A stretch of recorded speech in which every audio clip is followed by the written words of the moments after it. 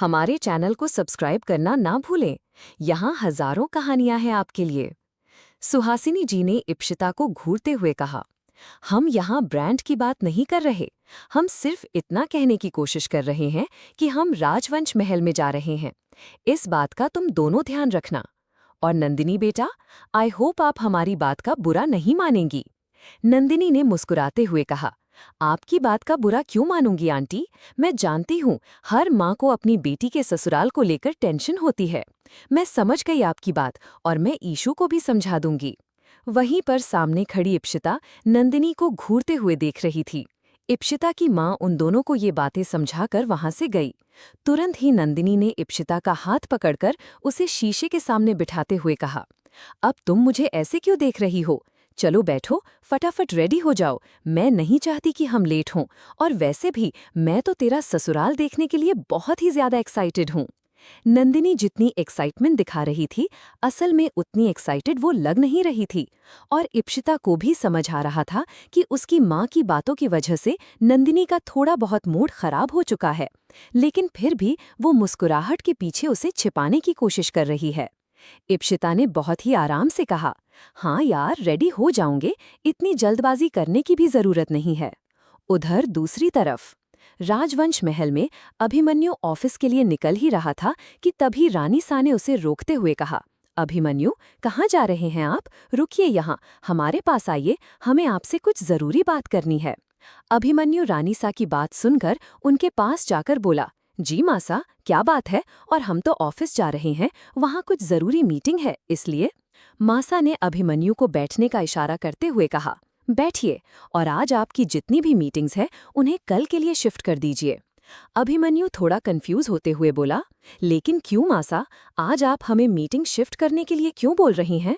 मासा ने एक गहरी सांस लेते हुए कहा, क्योंकि हमने आज इप्शिता के माँ बाप को यहाँ पर आप दोनों की शादी की बातचीत के लिए बुलाया है। आप जानते ही हैं अभिमन्यु, हमें जल्द ही शादी करनी है और हम बेकार में समय बर्बाद नहीं करना चाहते। इसलिए हम चाहते हैं कि आज जब वे लोग यहाँ आए तो आप यहीं पर रहें। अपनी माँ की बात सुनकर अभिमन्यु ने थोड़ा सोचते हुए कहा, ठीक है मासा, हम अपनी सारी मीटिंग्स कैंसिल कर देते हैं। इतना बोलकर अभिमन्यु फोन पर किसी से बात करने के लिए साइड में चले गए। थोड़ी ही देर में इप्शिता को नंदिनी ने रेडी किया और खुद भी फटाफट रेडी होकर वे दोनों नीचे आईं। सुहासिनी जी राजमहल ले जाने वाले सारे गिफ्ट को देख रही थीं और उन्होंने उन सारे गिफ्ट को कार में रखने के लिए कहा। उदय ने अंदर जाकर नंदिनी और इप्शिता को देखा। वे दोनों ही रेडी थीं और दोनों ही बहुत प्यारी लग रही थीं।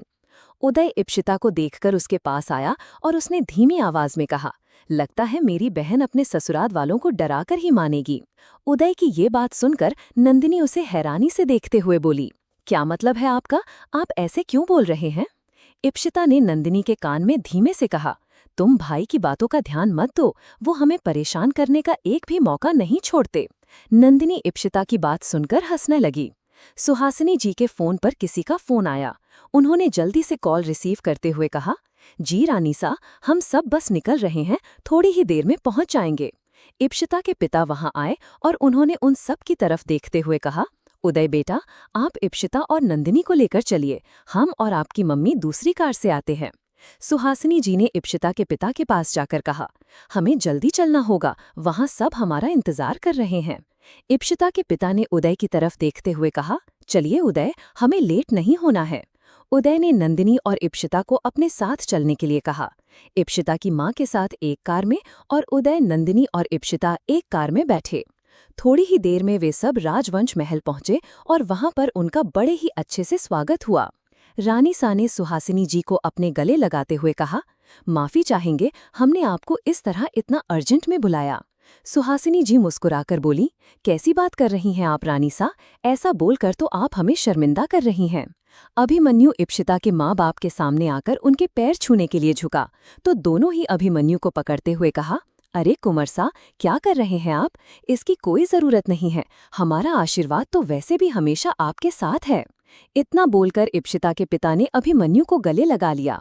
ये सब कुछ देखकर इप्शिता भी रानी सा के पैर छूने के लिए आगे बढ़ी और उन्होंने भी इप्शिता को अपने गले लगाते हुए कहा, आइए इप्शिता, आपके ससुराल में आपका स्वागत है।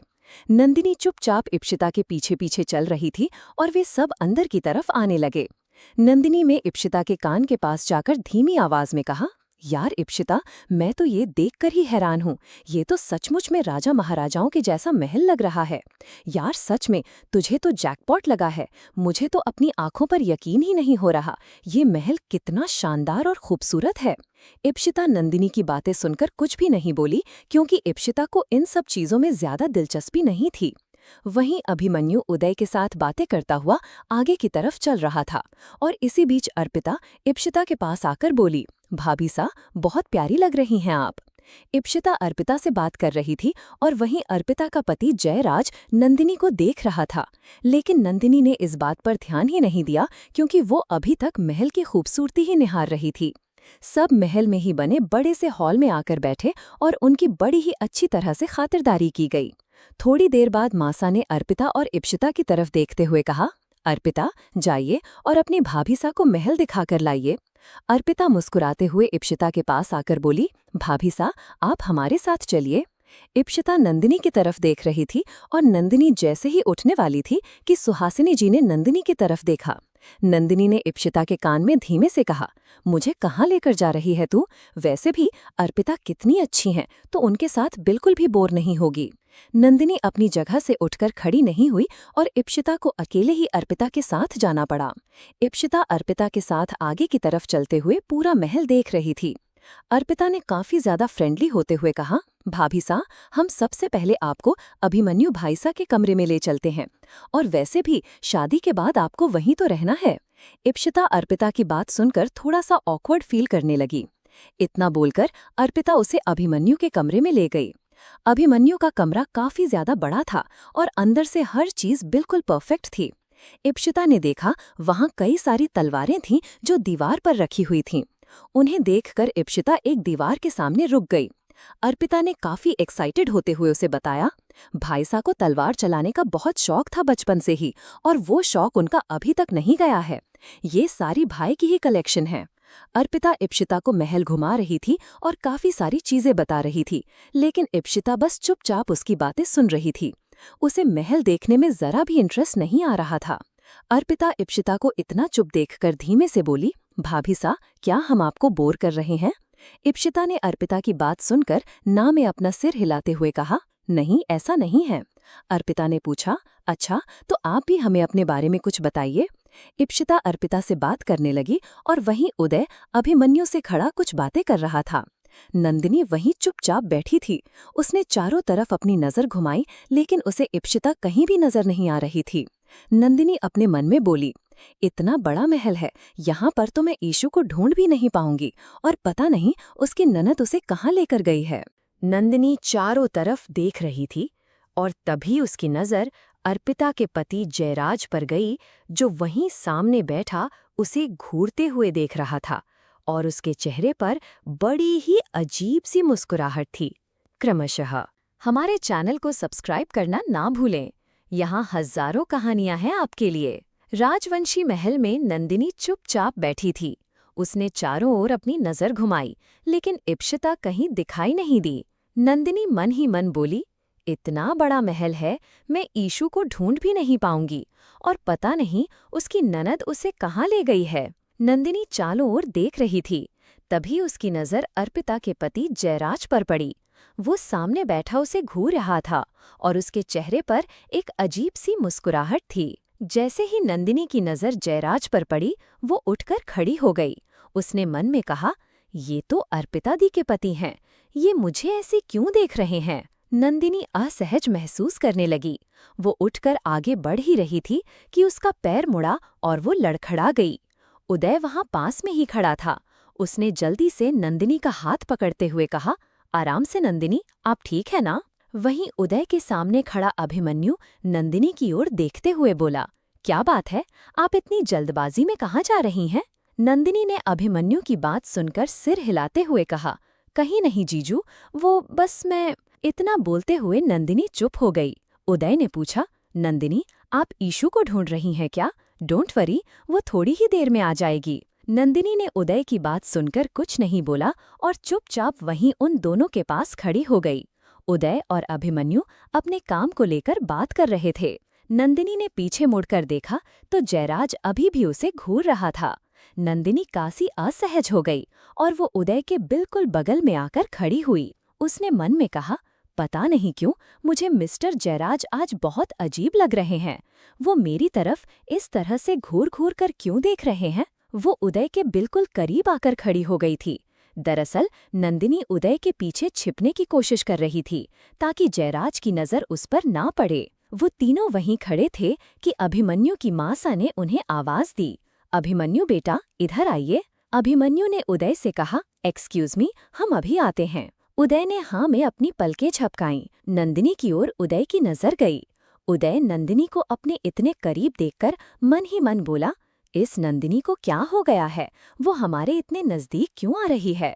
उदय ये सोच रहा था और नंदिनी उसके इतना करीब खड़ी थी कि उदय को बहुत अच्छा भी लग रहा था। पता नहीं क्यों, लेकिन वो यही चाहता था कि जितनी देर हो सके नंदिनी इसी तरह उसके नजदीक खड़ी रहे। अभिमन्यु अपनी मासा के बगल में जाकर बैठ गया। मासा ने कहा, हमने यहाँ पर आप दोनों की शादी की बात करने के लिए ही बुलाया है, क्योंकि हम नहीं चाहते कि शादी में ज्यादा देरी हो, इसलिए हम चाहते हैं कि शादी 1 हफ्ते में ही हो जाए, अगर आप लोगों को कोई परेशानी ना हो तो।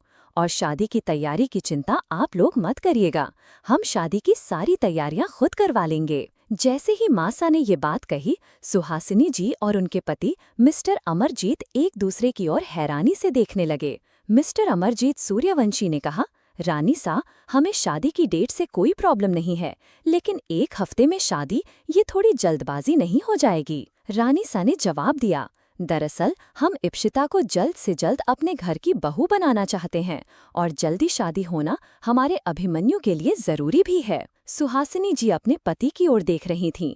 उन्होंने उनके हाथ पर अपना हाथ रखते हुए कहा, ठीक है रानी सा, हमें मंजूर है, हम 1 हफ्ते में शादी की सारी तैयारी कर लेंगे। जैसे ही सुहासिनी जी ने ये बात कही, ठीक उसी समय इप्शिता भी अर्पिता के साथ वहां आ पहुंची। उसने जैसे ही अपनी माँ के मुंह से ये बात सुनी, वो हैरान होते हुए मन में बोली, क्या 1 हफ्ते में शादी? उदय और नंदिनी भी ये बात सुनकर बिल्कुल हैरान हो गए थे। नंदिनी की नज़र जैसे ही इप्शिता पर पड़ी, वो इप्शिता के बगल में जाकर खड़ी हो गई। वो दोनों एक दूसरे की ओर हैरानी से देख रही थीं। अर्पिता ने इप्शिता को गले लगाते हुए कहा, कंग्रेचुलेशंस भाभी, अब आप 1 हफ्ते में ही यहाँ बहू बनकर आ जाएंगी, मैं बहुत खुश हूँ। इतना बोलकर अर्पिता भी अपने पति के बगल में आकर खड़ी हो गई। वहीं नंदिनी और इप्शिता एक दूसरे की ओर हैरानी से देखने लगीं। वो दोनों काफी परेशान लग रही थीं। इप्शिता के चेहरे पर जो परेशानी थी, उसे अभिमन्यु ने नोटिस कर लिया। अभिमन्यु ने इप्शिता को परेशान होते हुए देखा और वो उसकी ओर जाने लगा। तभी नंदिनी ने इप्शिता को अलग ले जाकर धीमी आवाज में कहा, यार ईशु, ये तुम्हारे ससुराल वाले तो कुछ ज्यादा ही जल्दी में लग रहे हैं। 1 हफ्ते में अगर ये लोग तेरी शादी करवा रहे हैं, तो फिर इसका मतलब तेरे एग्जाम और तेरी पढ़ाई सब छूट जाएगी। इप्शिता के मन में भी यही बात चल रही थी। नंदिनी के मुंह से ये बात सुनकर इप्शिता का डर और भी बढ़ गया और वो हैरानी से नंदिनी की ओर देखने लगी। नंदिनी ने भी थोड़ा सोचते हुए कहा, मुझे नहीं लगता तेरी शादी हो जाने के बाद तुझे यहाँ के लोग इस राजमहल से बाहर भी निकलने देंगे, वो भी एग्जाम के लिए तो बिल्कुल भी नहीं। इप्शिता की आंखों में आंसू आ गए। अभिमन्यु जो इप्शिता की ओर ही आ रहा था, उसने अनजाने में ही नंदिनी और इप्शिता की बातें सुन लीं। नंदिनी ने इप्शिता की ओर देखकर उसके हाथ को कसकर पकड़ते हुए कहा, मुझे लगता है तुझे इस बारे में कुछ तो बात करनी चाहिए। नंदिनी ने जैसे ही ये बात कही, इप्शिता परेशान होते हुए बोली, पागल हो गई हो क्या तुम नंदिनी? ये हमारा होने वाला ससुराल है, यहाँ पर तो हम अभी कुछ भी नहीं बोल सकते। नंदिनी ने जैसे ही ये बात सुनी, उसने हैरान होते हुए कहा, इसका मतलब तेरी पढ़ाई और तेरा ये पूरा साल बर्बाद हो जाएगा। नंदिनी के मुंह से ये बात सुनते ही इप्शिता की आंखों से आंसू निकलने लगे। उसने किसी तरह से अपने आप को कंट्रोल किया और जल्दी से अपने आंसू पोंछने लगी। लेकिन अभिमन्यु जो थोड़ी दूर पर खड़ा इप्शिता की ओर ही देख रहा था, उसने उसके आंसुओं को भी नोटिस कर लिया। वो इप्शिता को रोते देखकर बिल्कुल हैरान हो गया। उसने धीमी आवाज में कहा, इप्शिता, अभी तक पढ़ाई कर रही हैं, मतलब अभी उनकी पढ़ाई भी पूरी नहीं हुई। लेकिन मासा ने हमें ये बात पहले क्यों नहीं बताई? हमें इस बारे में पता करना होगा कि आखिर इप्शिता किस चीज की पढ़ाई कर रही हैं और उनके एग्जाम कब हैं। हमें ये सारी बातें पता करनी होंगी। अभिमन्यु ये बात सोच ही रहा था कि इप्शिता की माँ ने मुस्कुराते हुए कहा, रानी सा, हमें आपकी सारी बातें मंजूर हैं। आप जैसे कहेंगी हम वैसे कर लेंगे। इप्शिता ये बात सुनकर और भी ज्यादा उदास हो गई। वो सब लोग बात ही रहे थे कि पीछे से हॉल के मेन गेट की तरफ से आती हुई किसी की तेज आवाज पूरे हॉल में गूंजी। क्या बात है, हमारे बगैर सगाई कर ली? क्या आप शादी भी हमारे बगैर ही हो जाएगी? उस आवाज को सुनकर हॉल में बैठे सभी लोगों ने अपनी नजरें पीछे घुमाईं। वहां पर ब्लैक टी शर्ट और ब्लैक जीन्स पर व्हाइट कलर का ब्लेजर पहने हुए एक हैंडसम सा लड़का खड़ा था, जो सीधे अंदर की ओर आया। उसने रानी सा के पैरों और झुककर छुआ। रानी सा उसे देखकर मुस्कुराते हुए बोली, कैसी बात कर रहे हैं आप समर्थ? आपने ऐसा कैसे सोच लिया कि हम अभिमन्यु की शादी में आपको नहीं बुलाएंगे? समर्थ को देखकर नंदिनी उसे सिर से पांव तक घूरने लगी। समर्थ सीधे अभिमन्यु के बगल में आकर खड़े होते हुए बोला, शादी की तैयारी शुरू कर दी तुमने और मुझे बुलाया भी नहीं। ये तो कहो आज मैं खुद से ही आ गया, वरना आज भी तुम मुझे यहाँ हो रही बातों के बारे में ना बताते। अभिमन्यु ने सिर हिलाते हुए कहा, नहीं यार, कैसी बात कर रहे हो तुम? हम भला तुम्हें इस बारे में क्यों नहीं बताते? हम तुम्हें बताने वाले थे। अभिमन्यु बोल ही रहा था कि समर्थ ने उसकी बात बीच में ही काटते हुए कहा, कब बताते? शादी वाले दिन या फिर जब तुम्हारी बारात जा रही होती तब? नंदिनी उस लड़के को देखकर काफी खुश लगने लगी, जैसे उसे कुछ ऐसा मिल गया हो जिसे वो अब तक ढूंढ रही थी। उसकी नजरें समर्थ पर ही जम गई थीं। उसने इप्शिता के कंधे से अपना कंधा टकराते हुए कहा, ये कौन है ईशु? कितना हॉट और हैंडसम है। जीजू ने तो हमें बताया ही नहीं था। उनका कोई छोटा भाई है क्या? इप्शिता का तो पहले से ही मूड खराब था। ऊपर से नंदिनी के सवालों ने उसे और भी ज्यादा चिढ़ा दिया। नंदिनी को घूरते हुए इप्शिता ने कहा, हमें क्या पता, होगा कोई। नंदिनी ने इप्शिता की बात पर ध्यान नहीं दिया और वो उस लड़के को घूरते हुए देखकर ज्यादा मुस्कुराने लगी। क्रमशः हमारे चैनल को सब्सक्राइब करना न भूलें। यहाँ हजारों कहानियां हैं आपके लिए। नंदिनी उस लड़के को देखकर काफी ज्यादा खुश हुई, जैसे उसे कुछ ऐसा मिल गया हो जिसे वो अब तक ढूंढ रही थी। उसकी नजरें समर्थ पर ही टिक गई थीं। उसने इप्शिता के कंधे से अपना कंधा टकराते हुए कहा, ये कौन है ईशु? कितना हॉट और हैंडसम है। जीजू ने तो हमें बताया ही नहीं था कि उनका कोई छोटा भाई है क्या? इप्शिता का मूड पहले से ही खराब था। नंदिनी के सवालों ने उसे और भी ज्यादा चिढ़ा दिया। नंदिनी को घूरते हुए इप्शिता ने कहा, हमें क्या पता, होगा कोई। नंदिनी ने इप्शिता की बात पर ध्यान नहीं दिया और उस लड़के को घूरते हुए मुस्कुराने लगी। समर्थ की तरफ देखते हुए नंदिनी ने धीमी आवाज में कहा, यार ईशु, अगर ये जीजू का भाई है तो तू अपनी शादी के बाद इससे मेरी बात चलाना। मुझे तो बड़ा हैंडसम और हॉट लग रहा है ये। सच में, अगर मैं इसके साथ सेटल हो गई तो मेरी तो जिंदगी बन जाएगी। इप्शिता ने नंदिनी को घूरते हुए कहा, मिस्टर अभिमन्यु का कोई भाई नहीं है और प्लीज तुम थोड़ी देर के लिए चुप रहोगी? हमें वैसे ही कुछ समझ में नहीं आ रहा है। नंदिनी ने इप्शिता की बात सुनकर समर्थ को घूरते हुए मुस्कुराने लगी। समर्थ की तरफ देखते हुए नंदिनी ने धीमी आवाज में कहा, यार ईशु, अगर ये जीजू का भाई है तो तू अपनी शादी के बाद इससे मेरी बात चलाना।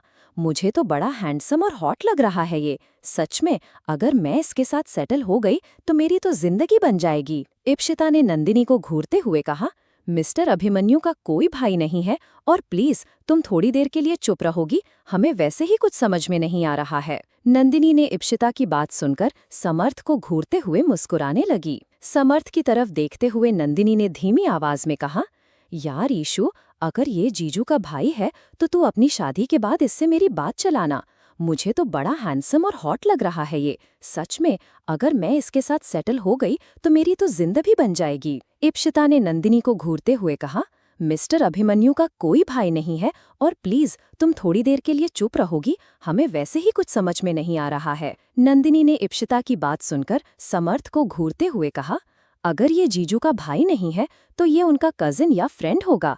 चलो वैसे अच्छी बात है। अगर कजिन भाई या कोई फ्रेंड भी है, मुझे तो फिर भी ये पसंद है। नंदिनी समर्थ को देखकर मुस्कुराती जा रही थी, लेकिन समर्थ ने उसकी तरफ ध्यान नहीं दिया। वो वहां पर सामने बैठे बाकी सारे लोगों की तरफ देख रहा था। इसी बीच वहां पर खड़े उदय ने नंदिनी के मुंह से ये बात सुन ली और वो थोड़ा परेशान हो गया। उसने नंदिनी की बातें सुनकर धीरे से ना में अपना सिर हिलाया और चुपचाप इप्शिता के बगल में आकर खड़ा हो गया। एक हफ्ते में शादी की बात सुनकर इप्शिता का मुंह बन गया था और उदय जानता था कि इप्शिता के लिए उसके एग्जाम कितने जरूरी हैं। इसलिए जब उदय ने देखा कि नंदिनी समर्थ को देखने में व्यस्त हो गई है, तो वो धीरे से इप्शिता के बगल में आकर खड़ा हो गया। उदय ने धीमी आवाज में कहा, ईशु, अगर तुम कहो तो मैं अभी मॉम डैड से बात करूं। एटलीस्ट वे लोग तुम्हारे एग्जाम तक तो रुक सकते हैं ना, और अभी तो कुंवर सा भी यहाँ पर है। इप्शिता ने उदय की बात सुनी और वो उदय की तरफ आशा भरी नजरों से देख रही थी। लेकिन उदय जैसे ही बात करने के लिए आगे बढ़ा, इप्शिता ने उसका हाथ पकड़ते हुए कहा, रहने दीजिए उदय भाई, मैं नहीं चाहती कि अभी यहाँ पर मम्मी पापा आप पर अपना गुस्सा निकालें। घर चलकर हम खुद मम्मी पापा से बात करेंगे। इप्शिता की बात सुनकर उदय रुक गया और वो वहीं उसके बगल में ही खड़ा हो गया। समर्थ ने अभिमन्यु से बात करने के बाद कहा, मिलाओगे नहीं हमें हमारी होने वाली भाभी सा से? अभिमन्यु समर्थ की बात सुनकर मासा की तरफ देखने लगा। तभी मासा ने कहा, जाइए अभिमन्यु, समर्थ को इप्शिता से मिलवाइए। रानी सा की बात सुनकर अभिमन्यु ने हाँ में अपना सिर हिलाया और वो समर्थ को इप्शिता के सामने ले आया। उसने इप्शिता की आंखों में देखा। उसकी आंखों में उसे एक अलग ही दर्द नजर आ रहा था। अभिमन्यु उसके दर्द को महसूस कर पा रहा था, लेकिन फिर भी उसने समर्थ से उसको मिलवाते हुए कहा, समर्थ, ये है इप्शिता सूर्यवंशी, हमारी मंगेतर, और इप्शिता, ये है हमारा बेस्ट फ्रेंड समर्थ शेखावत। समर्थ ने इप्शिता के आगे अपना हाथ बढ़ाते हुए कहा, हेलो भाभी, I want to say that you are so pretty. Ipshita Samarth के मुंह से ये बात सुनकर थोड़ी सी असहज हो गई, क्योंकि वहां पर सभी लोग बैठे थे। इप्शिता ने उससे हाथ मिलाया और धीरे से थैंक यू कहा। तभी अभिमन्यु ने उदय की तरफ देखते हुए कहा, और ये हैं इप्शिता के बड़े भाई मिस्टर उदयवीर सूर्यवंशी। समर्थ ने उदय की तरफ देखा और मुस्कुराते हुए उससे भी हाथ मिलाते हुए कहा, हेलो उदय, हमें ऐसा लग रहा है कि हमने आपको कहीं देखा है। उदय ये समर्थ की बात सुनकर थोड़ा कंफ्यूज होते हुए कहा, हमें तो ऐसा कुछ भी याद नहीं है। हाँ, ये तो हमें भी याद नहीं आ रहा कि हमने एग्जैक्टली आपको कहाँ देखा है, लेकिन कहीं तो देखा है। खैर कोई बात नहीं, जब याद आएगा तब देखा जाएगा। समर्थ ने थोड़ा सा सोचकर मुस्कुराते हुए कहा। इसी बीच समर्थ की नजर इप्शिता के पीछे खड़ी नंदिनी पर गई, जो उसे देखकर मुस्कुराती जा रही थी। समर्थ ने जैसे ही उसकी तरफ देखा, अभिमन्यु ने कहा, और हाँ समर्थ, इनसे मिलो, ये है इप्शिता की best friend miss Nandini. Samarth ने नंदिनी की तरफ देखकर मुस्कुराते हुए कहा, hey you are so cute Nandini. Nandini ने जैसे ही समर्थ के मुंह से अपने लिए तारीफ सुनी, वो खुश होते हुए बोली, thank you so much, you are also very handsome. Uday Nandini को इस तरह समर्थ की तरफ देखकर मुस्कुराते देख उसे घूरने लगा, लेकिन उसने कुछ नहीं कहा। वे सब आपस में बातें कर ही रहे थे कि कुछ देर बाद इप्शिता के माता पिता उठकर खड़े हुए और उन्होंने हाथ जोड़ते हुए कहा, तो फिर ठीक है रानी सा, हम चलते हैं, हमें इजाजत दीजिए। रानी सा ने जैसे ही उनकी बात सुनी, उन्होंने उन्हें रोकते हुए कहा, अरे नहीं, पहली बार आप हमारे घर आए हैं, खाना तो खाकर जाना ही होगा। रानी सा ने वहाँ पास में खड़े एक नौकर की तरफ देखते हुए कहा, खाना लगवाइए। इप्शिता के पिता आगे बढ़कर बोले, माफ कीजिएगा रानी सा, लेकिन हमारे यहाँ बेटी के घर का पानी तक नहीं पिया जाता, और आपने तो हमारी पहले ही इतनी खातिर कर ली है, अब प्लीज हमें खाने के लिए मत रोकिए। सुहासिनी जी ने भी अपने पति की बात से सहमत होते हुए कहा, जी हाँ रानी सा, खाना पीना हम फिर किसी और दिन करेंगे, अभी हमें इजाजत दीजिए। उन दोनों की बातें सुनकर रानी सा ने और कुछ नहीं कहा और वे सब बाहर निकलने लगे। अभिमन्यु की नजर इप्शिता पर ही टिकी हुई थी। इप्शिता काफी ज्यादा उदास हो गई थी और खोई खोई सी लग रही थी। रानी सा इप्शिता के पास आई और उन्होंने इप्शिता को अपने गले लगाते हुए कहा, अब आपकी बेटी कुछ ही दिनों में हमारी घर की लक्ष्मी बन जाएगी, हमारी बहू का ध्यान रखिएगा। इप्शिता रानी सा की ये सारी बातें सुनकर कुछ नहीं बोली और उसने कसकर अपने हाथ की मुट्ठी बांध ली। अभिमन्यु इप्शिता की तरफ ही देख रहा था। अभिमन्यु को नोटिस करके समर्थ ने अभिमन्यु को छेड़ते हुए कहा, क्या बात है, अभी तो शादी में 1 हफ्ता है और तेरी नजरें तो अभी से अपनी होने वाली बीवी पर टिक गई हैं।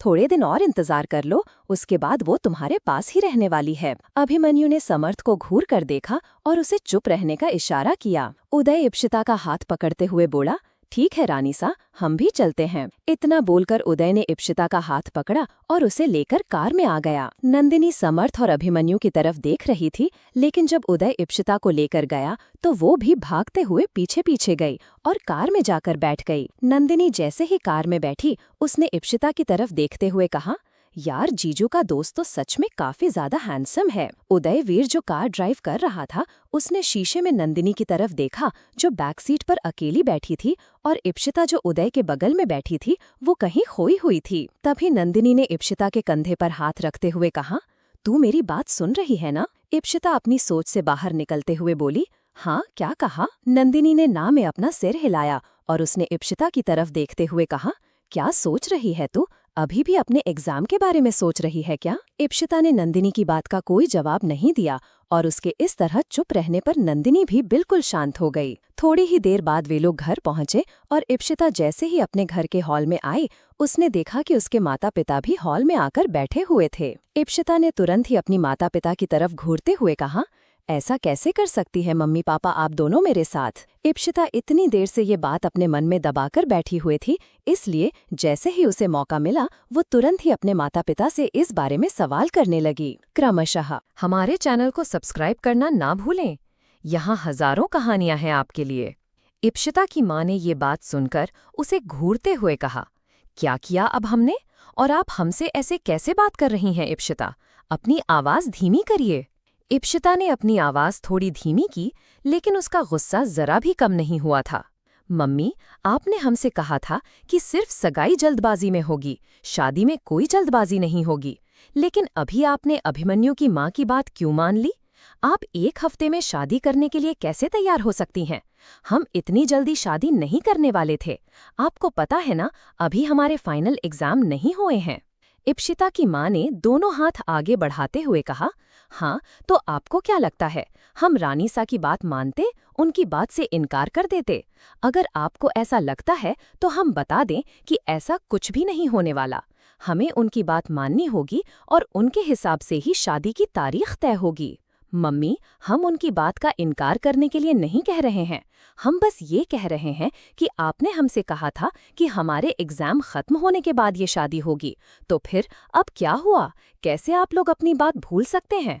इप्सिता के पिता ने इप्सिता की बात बीच में रोकते हुए कहा, इप्सिता बेटा, आप एग्जाम को लेकर इतनी परेशान क्यों हो रही हैं? आप बिल्कुल परेशान मत होइए। एग्जाम तो आप शादी के बाद भी दे सकती हैं ना? अपने पिता की बात सुनकर इप्सिता ने एक गहरी सांस लेते हुए कहा, सीरियसली पापा, आपको ऐसा लगता है कि हम शादी के बाद राजमहल से अपने एग्जाम देने शहर से बाहर जा पाएंगे? क्या आपको लगता है और वो रानी सा हमें इसकी इजाजत देंगे? प्लीज आप हमें झूठी तसल्ली देने की कोशिश मत करिए।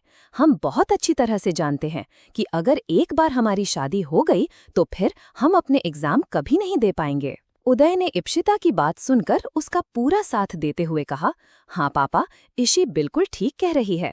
हमें भी ऐसा ही लग रहा है कि रानी सा शादी करने में कुछ ज्यादा ही जल्दबाजी कर रही हैं। आखिर इतनी जल्दी शादी करने की कोई वजह, कोई तो रीजन होगा ना। और अगर हम उनकी सारी बातें इसी तरह से मानते रहे तो? उदय बोल ही रहा था कि सुहासिनी जी ने उदय को घूरते हुए कहा, तो क्या उदयवीर, भूलिए मत कि आप अपने पिता से बात कर रहे हैं। अगर ये शादी 1 हफ्ते में हो रही है तो इसमें आपको क्या प्रॉब्लम है? वैसे भी शादी के बाद क्या ही जरूरत है आपको कोई भी एग्जाम देने की? जब आपकी शादी इतने बड़े राजवंश राज परिवार में हो रही है तो आपको अपनी पढ़ाई और एग्जाम की टेंशन ना लेकर बल्कि अपने ससुराल की जिम्मेदारियों की टेंशन लेनी चाहिए।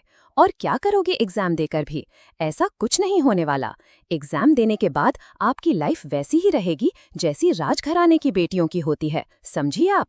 इप्सिता अपनी माँ की ये बातें सुनकर रो पड़ी। उसकी आंखों से आंसू निकलने लगे।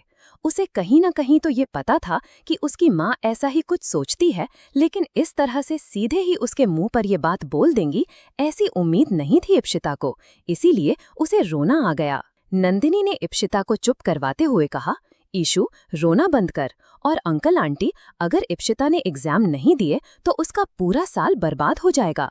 प्लीज आप लोग एक बार उसकी बात भी समझिए। नंदिनी बोल ही रही थी कि सुहासिनी जी ने उसे घूर कर देखते हुए कहा, ए लड़की, तुम इप्शिता की दोस्त हो और अब तक तुम्हें पता चल जाना चाहिए कि इप्शिता कोई तुम्हारी तरह नॉर्मल फैमिली से बिलोंग नहीं करती है। हमारी फैमिली एक रॉयल फैमिली है और हमारे यहाँ सारी चीज़ों के रूल्स अलग होते हैं, इसलिए तुम इन सब चीज़ों में ना बोलो तो बेहतर होगा। सुहासिनी जी की बात सुनकर नंदिनी बिल्कुल चुप हो गई, क्योंकि वो और कुछ नहीं सुनना चाहती थी। इप्शिता की माँ के डांटने पर नंदिनी एकदम चुप हो गई और इप्शिता ने भी आज इस बात पर ध्यान नहीं दिया और रोते हुए कहा, मम्मी, हमने आपकी सारी बातें मानी हैं। आप लोगों की खुशियों के लिए हमने अपनी सारी खुशियां दांव पर लगा दी और आप हमारे एग्जाम के लिए एक बार भी रानी सा से बात नहीं कर सकती। सुहासिनी जी ने तुरंत इप्शिता की बात को मानते हुए कहा, हाँ, नहीं कर सकते। हम तुम्हारे एग्जाम को लेकर कोई बात नहीं करेंगे। ये तुम्हारे एग्जाम की दुहाई देकर टाइम मांगने की अब तुम इतना समझ लो कि तुम्हारे पास बस यही 1 हफ्ते का टाइम है। जो करना है कर लो। तुम्हारी शादी तभी होगी जब रानी सा कहेंगी। इप्शिता ने जैसे ही अपनी माँ के मुंह से ये बात सुनी, वो रोते हुए अपने पिता की तरफ देखने लगी। लेकिन इससे पहले कि उनके पिता कुछ बोल पाते, सुहासिनी जी ने उन्हें चुप रहने का इशारा कर दिया। इप्शिता बिल्कुल हताश हो गई और रोते हुए अपने कमरे की तरफ भाग गई। उदय ने इप्शिता को इस तरह रोते देखकर अपने माता पिता की तरफ देखकर कहा, मैंने बिल्कुल भी नहीं सोचा था कि आप दोनों इतने स्वार्थी हो सकते हैं कि आपको अपनी बेटी की खुशियों की कोई परवाह नहीं है। उदयवीर को ऐसा बोलते देखकर सुहासिनी जी ने उस पर चिल्लाते हुए कहा, उदयवीर, बेहतर होगा कि आप भी इस बात को स्वीकार कर लें। उदयवीर ने ना में अपना सिर हिलाया और वो भागते हुए इप्शिता के कमरे की तरफ गया। नंदिनी भी उदयवीर के पीछे पीछे इप्शिता के कमरे में गई। इप्शिता ने कमरा अंदर से बंद कर लिया था। वो बुरी तरह से रो रही थी। उसने बेड पर लेटकर तकिए में अपना मुंह छुपा लिया और जोर जोर से रोने लगी। उदयवीर और नंदिनी भागते हुए इप्शिता के कमरे के बाहर गए। उन दोनों ने दरवाजा खटखटाते हुए कहा, इशी, दरवाजा खोलो, मेरी बात सुनो। उदय की आवाज सुनकर इप्शिता कुछ भी नहीं बोली। तभी नंदिनी ने भी दरवाजा पीटते हुए कहा, प्लीज इप्शिता, दरवाजा खोलो, मुझे तुमसे कुछ बात करनी है। इप्शिता बुरी तरह रो रही थी। उसने रोते हुए कहा, भाई, नंदिनी, प्लीज आप दोनों चले जाइए, हमें अभी किसी से कोई बात नहीं करनी। उदय इप्शिता की रोने की आवाज सुनकर तेज आवाज में चिल्लाते हुए बोला, इशी, मम्मी पापा का गुस्सा तुम हमारे ऊपर क्यों निकाल रही हो? हमसे तो बात करो। नंदिनी ने भी इप्शिता को समझाते हुए कहा, एक बार तुम दरवाजा खोलो, हम कुछ न कुछ सोचकर इस प्रॉब्लम को सुलझाएंगे। इप्शिता ने उन दोनों की बात सुनी, लेकिन उनकी बात का कोई जवाब नहीं दिया। तभी उदय ने तेज आवाज में कहा, इशी, अगर आपने अभी दरवाजा नहीं खोला तो हम दरवाजा तोड़ देंगे, इसलिए जल्दी दरवाजा खोलो। हम 3 तक गिनेंगे इशी। 1, 2। इप्शिता अपने कमरे में थी। उसने दरवाजा अंदर से बंद कर लिया था। नंदिनी और उदय दरवाजे के बाहर खड़े थे, दरवाजा खुलवाने की कोशिश कर रहे थे, लेकिन इप्शिता दरवाजा खोलने का नाम ही नहीं ले रही थी, जिसे देखकर उदय और नंदिनी एक दूसरे की तरफ हैरानी से देखने लगे। दोनों के चेहरे पर टेंशन साफ नजर आ रही थी। उदय ने फिर से तेज आवाज में चिल्लाते हुए कहा, इशी, दरवाजा खोलो, हमें तुमसे बात करनी है। क्या तुम हमारी बात भी नहीं सुनोगी? वहीं दूसरी तरफ राजमहल में मासा का फैसला सुनकर अभिमन्यु के चाचा चाची बिल्कुल भी खुश नहीं थे। उन्होंने जैसे ही ये बात सुनी कि मासा अभिमन्यु की शादी 1 हफ्ते में करने वाली हैं और लड़की के घर वाले भी इस बात को लेकर मान गए हैं, तो पल्लवी और नरेंद्र दोनों ही काफी ज्यादा गुस्से में आ गए थे। जैसे ही इप्शिता का परिवार वहां से निकला, उनके जाते ही नरेंद्र और पल्लवी गुस्से से तिलमिलाते हुए सीधे अपने कमरे में आ गए। कमरा बंद करके पल्लवी ने अपने पति पर चिल्लाते हुए कहा, देख रहे हैं आप, भाभी सा कितनी जल्दी अभिमन्यु की शादी करवाने पर तुली हुई हैं, और मुझे तो ये समझ में नहीं आ रहा कि वो लड़की वाले हर बात के लिए कैसे मान सकते हैं। पल्लवी काफी ज्यादा गुस्से में लग रही थी। वहीं नरेंद्र चुपचाप उसकी बातें सुन रहा था। उसके हाथ में वाइन का ग्लास था।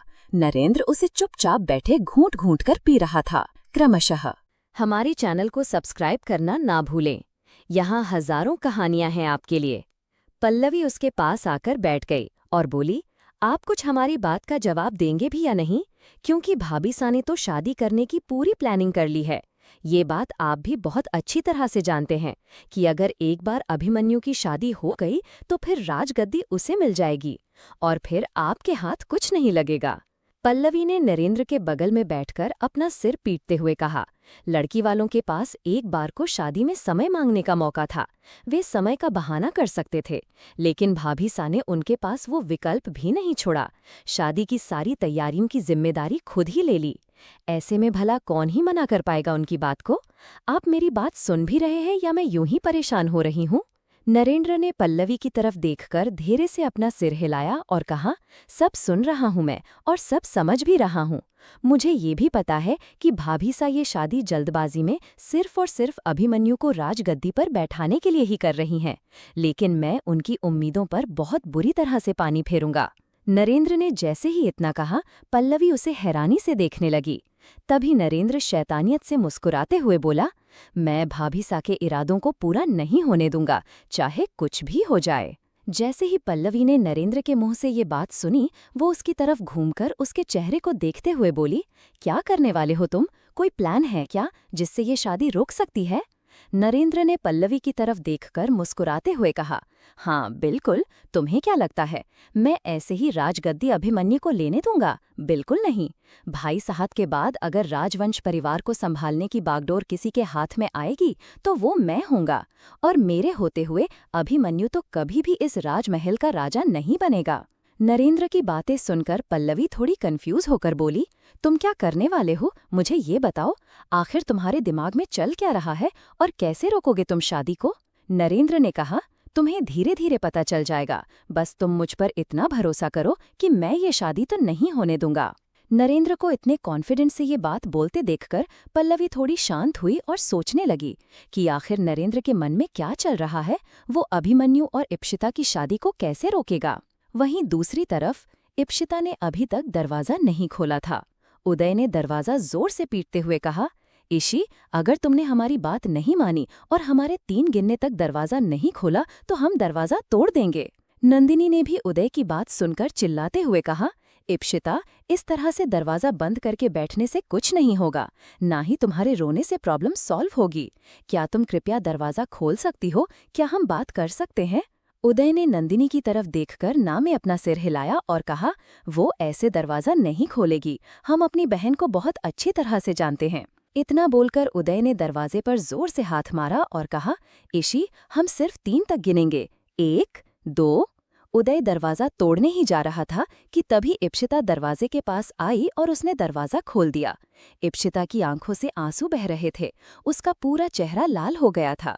इप्शिता को इतनी बुरी हालत में देखकर नंदिनी भागते हुए कमरे के अंदर आई और उसने जल्दी से इप्शिता को अपने गले लगा लिया। उदय नंदिनी और इप्शिता को देख रहा था। तभी नंदिनी ने इप्शिता को बेड पर बिठाया और जल्दी से पानी का ग्लास उठाकर इप्शिता को पानी पिलाने लगी। उदय नंदिनी के इतने केयरिंग नेचर को देखकर उसकी तरफ ही देखने लगा। तभी वो इप्शिता के बगल में बैठ गया और उसने इप्शिता का हाथ पकड़ते हुए कहा, तुम्हें क्या लगता है तुम इस तरह से रोगी और मैं कुछ नहीं बोलूंगा? मैं माँ बाप से बात करूंगा, वे इतनी जल्दी तुम्हारी शादी नहीं कर सकते। इप्शिता ने उदय की तरफ देखा। उसके मुंह से ये बात सुनकर इप्शिता की आंखों से फिर से आंसू गिरने लगे। उसने उदय को गले लगा लिया। उदय उसे साइड हग कर रहा था। उसने इप्शिता के कंधे पर अपना हाथ रखकर उसे रिलैक्स करते हुए कहा, काम डाउन ईशी, अभी भी 1 हफ्ता बचा है, कल नहीं है तेरी शादी। तुम्हारी शादी तक तुम चुप रहो और हम कुछ न कुछ सोचते हैं। इप्शिता ने उदय की तरफ देखा और रोते हुए कहा, भैया, क्या माँ बाप मेरी खुशी के लिए सिर्फ 1 महीने शादी के लिए नहीं रुक सकते? सिर्फ 2 हफ्ते बाद हमारे फाइनल एग्जाम हैं। इन 2 हफ्तों में हम अपने एग्जाम क्लियर करके हम वापस आ जाएंगे। क्या इन 15-20 दिनों के लिए शादी को डिले नहीं किया जा सकता? माँ बाप मिस्टर अभिमन्यु की माँ के आगे बोलने से इतना क्यों घबरा रहे हैं? इप्शिता की बात सुनकर उदय कुछ सोचने लगा। उसे देखकर ऐसा लग रहा था जैसे मानो उसे पता है कि क्यों उसके माँ बाप रानी सा के सामने कुछ नहीं बोल रहे हैं। उदय ने अपने मन में कहा, कैसे बताऊं मैं ईशी को कि तुम्हारी जो ये शादी अभिमन्यु से हो रही है, ये एक तरह की बिजनेस डील है जिससे डैड को बहुत फायदा होगा। इसी वजह से माँ और डैड उनकी हर बात मान रहे हैं। उदय को इस तरह से सोचते देखकर नंदिनी और इप्शिता दोनों ही उसकी तरफ बड़ी ही हैरानी से देखने लगीं। इप्शिता उदय की तरफ देखकर रोने लगी। तभी नंदिनी ने इप्शिता को चुप करते हुए कहा, इप्शिता, प्लीज यार चुप हो जा। नंदिनी की बात सुनकर उदय अपने ख्यालों से बाहर आया। उसने इप्शिता की तरफ देखकर एक गहरी सांस लेते हुए कहा, देख लिया ना तुमने, हम तुमसे इसीलिए पहले से ही मना कर रहे थे कि मत मानो मम्मी पापा की बात। अब वे अपने फायदे के लिए तुम्हारी पढ़ाई पर भी ध्यान नहीं देंगे। इप्शिता उदय की बात सुनकर और ज्यादा रोने लगी। इप्शिता को इस तरह रोते देखकर उदय ने उसे अपने गले लगाते हुए कहा, इसीलिए मैं तुमसे पहले ही मना कर रहा था कि मना कर दो इस शादी के लिए, लेकिन तब तुमने मेरी बात को सीरियस नहीं लिया। अब तो मुझे भी समझ नहीं आ रहा कि मैं इस शादी को कैसे रोकूंगा। जहाँ तक मैं जानता हूँ, मम्मी पापा मेरी बात इतनी आसानी से तो मानने वाले हैं नहीं। इप्शिता ने रोते हुए कहा, हमें कहाँ पता था भैया कि मम्मी पापा इतनी जल्दी शादी करने के लिए मान जाएंगे, क्योंकि मम्मी ने हमसे बोला था कि वे एंगेजमेंट जल्दबाजी में कर रही हैं, लेकिन शादी में कोई जल्दबाजी नहीं करेंगे। हमें नहीं पता था कि मम्मी हमको सिर्फ बहलाने के लिए ऐसा बोल रही हैं। नंदिनी ने उदय की तरफ देखकर थोड़ा सोचते हुए कहा, फिर भी हम इस तरह से हार तो नहीं मान सकते ना। और वैसे भी ईशु, मैं जानती हूँ तेरे लिए तेरे एग्जाम कितने ज्यादा इम्पोर्टेंट हैं। एक बार को अगर मैं तेरी जगह पर होती तो मैं एग्जाम छोड़ देती, लेकिन मैं तुझे बहुत अच्छे से जानती हूँ, तू अपने एग्जाम नहीं छोड़ने वाली है ना। नंदिनी का हाथ कसकर पकड़ते हुए कहा, मैं कुछ भी करूंगी, लेकिन मैं अपने एग्जाम्स तो देकर रहूंगी। मैं जानती हूँ ये शादी मम्मी और पापा के लिए बहुत ज्यादा इम्पोर्टेंट है, लेकिन हमारे लिए हमारे एग्जाम भी उतने ही इम्पोर्टेंट हैं। उदय इप्शिता की बात सुनकर उसकी तरफ एकटक देखता ही रह गया। तभी इप्शिता की नजर उदय पर गई। उसने उदय से पूछा, क्या बात है भैया, आप मुझे ऐसे क्यों देख रहे हैं? उदयवीर ने एक गहरी सांस लेते हुए कहा, ईशी, अगर तुम्हें अपने एग्जाम देने हैं तो मुझे ऐसा लगता है कि तुम्हें मम्मी पापा के खिलाफ जाकर एक बड़ा कदम उठाना पड़ेगा। उदय ने जैसे ही ये बात कही, इप्शिता और नंदिनी दोनों एक साथ बोली, क्या करना पड़ेगा हमें? उदय ने धीमी आवाज में कहा, तुम्हें अपनी शादी से भागना होगा। बस हमें यही एक रास्ता नजर आ रहा है। अगर तुम्हें अपने एग्जाम देने हैं तो भाग जाओ अपनी शादी से। इप्शिता ने जैसे ही उदय की बात सुनी, वो बिल्कुल शॉक्ड हो गई। वहीं नंदिनी ने उदय से पूछा, क्या ऐसा करना ठीक होगा, क्योंकि एग्जाम स्टार्ट होने में अभी भी 2 हफ्ते हैं और ईशु की शादी तो 1 हफ्ते में ही होने वाली है। क्या आपको लगता है ऐसा करके ईशु बच सकती है? उदय अपने सर पर हाथ रखते हुए बोला, हमें कुछ समझ नहीं आ रहा, यही एक मौका हो सकता है बस। इप्शिता ने मना करते हुए कहा, नहीं भैया, कैसी बात कर रहे हैं आप? ऐसा नहीं हो सकता। अगर हम यहाँ से भागेंगे भी तो कहाँ जाएंगे? मम्मी पापा हमें 1-2 दिन में ढूंढवा ही लेंगे, उसके बाद फिर हम क्या करेंगे? इप्शिता अपने मुंह पर हाथ रखकर रोने लगी। तभी उदय ने इप्शिता को चुप करते हुए कहा, इशी, तुम रोना बंद करो, जब तक हम कुछ और सोचते हैं। इतना बोलकर उदय कमरे से बाहर जाने लगा। नंदिनी उदय की तरफ ही देख रही थी। इससे पहले कि उदय नंदिनी से कुछ बोल पाता, नंदिनी ने धीमी आवाज में कहा, मैं इप्शिता के साथ हूँ, डोंट वरी। नंदिनी के मुंह से ये बात सुनते ही उदय तुरंत कमरे से बाहर चला गया और इप्शिता वहीं बेड पर रोते रोते लेट गई और सो गई। क्रमशः